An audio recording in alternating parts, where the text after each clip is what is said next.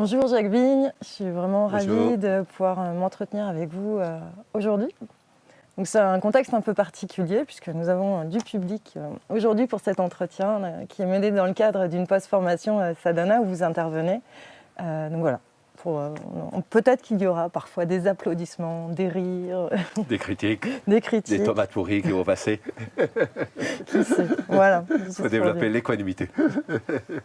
Et donc aussi pour prévenir que j'ai fait la demande auprès des élèves s'ils avaient des questions pour vous. Donc voilà, il y aura sûrement des questions aussi de leur part.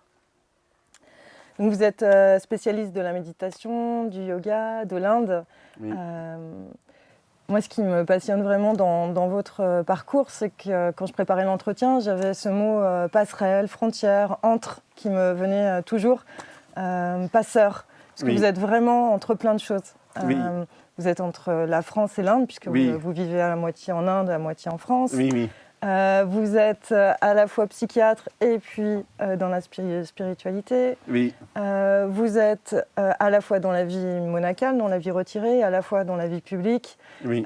Et vous êtes au milieu de beaucoup de traditions, de mystiques, de religions. Et donc c'est vraiment ce qui fait votre spécificité. Oui, et dans le milieu français lui-même, je vais à beaucoup d'endroits, donc voilà, ça fait un lien aussi entre ces endroits. Oui. Vous écrivez beaucoup, je crois que vous en êtes à 17 livres. Oui, c'est ça. Alors là, depuis que je suis en tournée en France et pendant le Covid, donc j'ai quand même continué à être pas mal en lien avec les gens, donc j'ai moins écrit, mais un petit peu quand même. Et puis là, je vais repartir en Inde, donc peut-être je vais écrire un peu plus, mais bon, voilà, c'est... oui.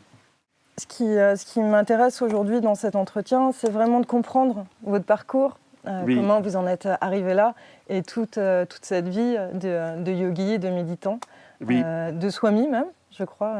Alors, j'ai un nom qui s'appelle Vigadananda, c'est considéré comme brahmachari, voilà, mais ça pourrait être swami, mais à ce moment-là, c'est des vœux plus stricts, le swami. Mais brahmachari, bon, je me sens bien avec ça, et donc je continue.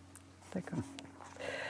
Est-ce que vous pouvez nous expliquer comment, un jour, donc vous viviez à Paris, qu'est-ce qui vous a amené à rentrer dans ces histoires de yoga, de méditation ? Mon père était un des premiers élèves de Sri Mahesh à Paris, et donc il n'a pas continué le yoga intensément, mais il était intéressé. Il discutait beaucoup avec Sri Mahesh, et Mahesh lui-même qui me l'a dit, en disant des gens pour discuter aussi intensément qu'avec votre père, j'en trouve plus maintenant. Parce que voilà, il avait fait une moitié de séminaire, la philosophie, il avait beaucoup lu sur les religions orientales.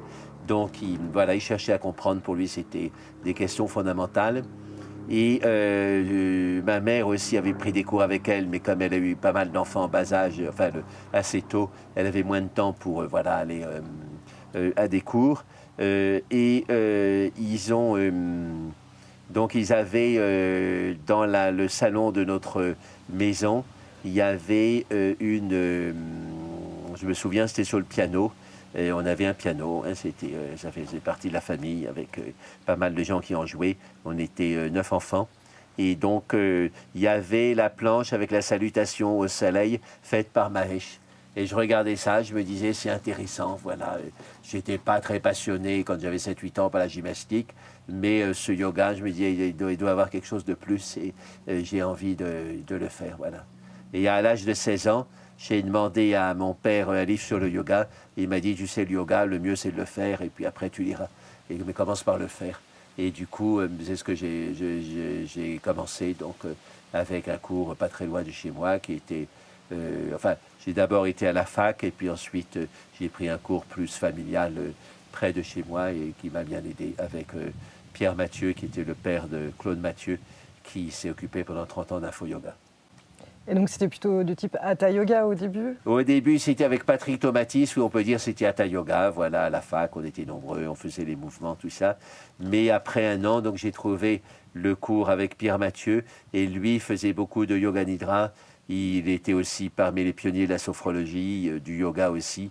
Et donc, il mêlait allègrement les sophrologie, Yoga Nidra, et puis posture. Mais les postures, c'était que le dernier tiers de chaque session. les 2 tiers, 2 premiers tiers, c'était allongé et c'était déjà, on peut dire, méditatif, une préparation à la méditation. Et c'est ce qui vous a amené justement à la méditation? Tout à fait, oui. Oui. Alors, il donnait des cours de yoga, de Raja Yoga. Donc, je me souviens, c'était rue de la Pépinière, près de la gare Saint-Lazare. Et dans cette ambiance quand même un peu agitée, la gare Saint-Lazare, je découvrais les chakras, on monte, on descend, on tourne, tout ça. Et ça me plaisait bien. Donc après, vous êtes allé dans vos études, vous êtes dirigé tout d'abord dans une carrière plutôt scientifique, une des études plutôt scientifiques. Oui, il y a eu 2 ans avec les mathématiques.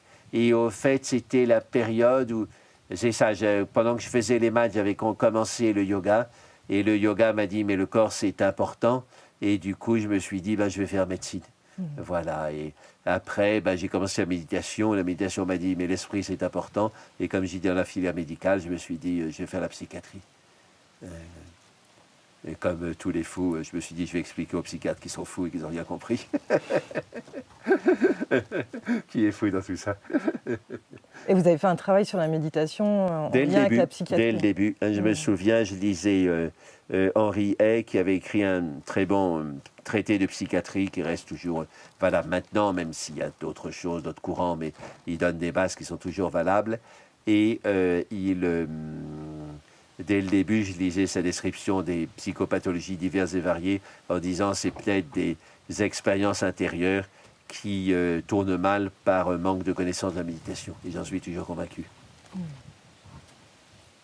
Et vous aviez votre propre pratique pendant tout ce temps, pendant le temps de vos études?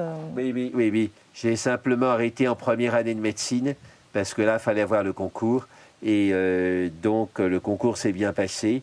Et puis après, donc, j'ai continué la pratique et ça m'a bien aidé. On dit que 30% des étudiants en médecine souffrent de dépression, pensent au suicide. Donc, c'est pas marrant. C'est pas marrant, ces études de médecine. Les excès de garde aussi, ça déstabilise le psychisme. Et donc, voilà. Donc, j'ai compris qu'il fallait faire quelque chose. Enfin, j'avais déjà compris avant de commencer médecine, mais encore plus en faisant la médecine, encore plus quand j'étais avec les patients. Donc, la méditation, ça aide à nettoyer ce que vous disent les patients, parce que les patients, ils vous disent qu'ils ne vont pas. Donc, c'est un peu comme si vous videz les poubelles sur la tête. Et donc, il faut avoir les moyens d'évacuer, sinon ça s'accumule. Puis après, vous partez en Algérie, une fois votre diplôme en main. Oui, alors, donc c'est l'armée. Je voulais aller en Inde, en fait. Ah, et, déjà. Oui, on m'a dit, vous aimez l'Inde? Alors j'ai dit oui. Bon, alors ça va être l'Algérie. Mais au moins, l'avantage de l'Algérie, c'est que déjà, on parlait français. À l'époque, je ne parlais pas bien l'anglais, donc j'aurais quand même été handicapé par la langue, même si ça s'apprend l'anglais. Mais donc, en Algérie, on parlait français. Et puis, et voilà, il y avait une religion différente. Et donc, j'ai pu voir que, au fait, les délires étaient les mêmes, mais l'environnement religieux différencié. Et par contre, ce qui était très différent, c'est en psychothérapie, comment se tirer d'affaires. Et là, la conception concrète en Algérie, c'était, voilà, les gens s'appuyaient beaucoup plus sur la famille. Et puis aussi la religion, jusqu'à un certain point, la religion était importante, des fois dans le déclenchement des crises, mais aussi dans la thérapie, penser à la religion pour intensifier les prières, par exemple, tout simplement, pour stabiliser le mental. Et ça ne marchait pas toujours, mais des fois ça marchait. Voilà, donc j'étais intéressé, je leur posais des questions là-dessus, comment est-ce qu'ils concevaient ça, et j'ai appris pas mal de choses. Et vous êtes aussi rentré en contact avec la tradition soufie, il me semble. Oui, c'est ça, oui, en Algérie. Et donc, c'était les gens les plus intéressants que j'ai rencontrés en Algérie, parce que voilà, il y avait cette perspective traditionnelle que beaucoup d'Algériens ont perdue ou n'ont jamais eue. Et donc, il y avait cet aspect-là. J'ai dit dans une confrérie réputée libérale. Donc, c'est la confrérie du Cheikh Ben Tounès qui a épousé une Française, qui a 5 enfants et qui doivent être grands maintenant. Et il vit du côté de Cannes, dans l'arrière-pays de Cannes. Et donc, il n'était pas en Algérie, mais j'ai rencontré quand même pour les grandes fêtes. Et sinon, il y avait le Mokadem, donc représentant de la Zaouia, c'est-à-dire la confrérie, à Sétif où j'étais. Et donc, je le voyais régulièrement. Voilà, donc J'ai travaillé sur les textes aussi, ça j'avais déjà fait avant de partir. J'ai été à certaines fêtes, j'ai pu voir voilà, comment ça se passait de l'intérieur. Voilà, mais il y a un moment où je sentais une sorte de pression populaire, hein, parce que c'est quand même de l'islam populaire aussi, pour que je me convertisse à l'islam. Et ça ne me disait rien, parce que j'avais déjà étudié, je voyais qu'il y avait des problèmes, etc. Et du coup, voilà, j'ai laissé tomber. Mais voilà, j'en garde quand même un bon souvenir, parce que c'était des gens qui vivaient leur spiritualité dans une lignée traditionnelle qui n'était pas politisée, on peut dire, hein. Et ce groupe-là, justement, s'était fait mal voir par le FLN, parce qu'ils ont dit on peut avoir l'indépendance comme la Tunisie et le Maroc sans faire de guerre civile. Mais du coup, ils étaient mal vus par les autres et ils ont été réprimés pendant longtemps. Et il a fallu attendre 2017 pour qu'ils soient recommandés par le gouvernement comme une solution à la guerre civile contre les islamistes, voilà, en disant qu'ils peuvent apporter une vision de l'islam modéré. Donc tout d'un coup, le gouvernement s'est réveillé. C'est ce qu'on n'a pas évoqué, on a parlé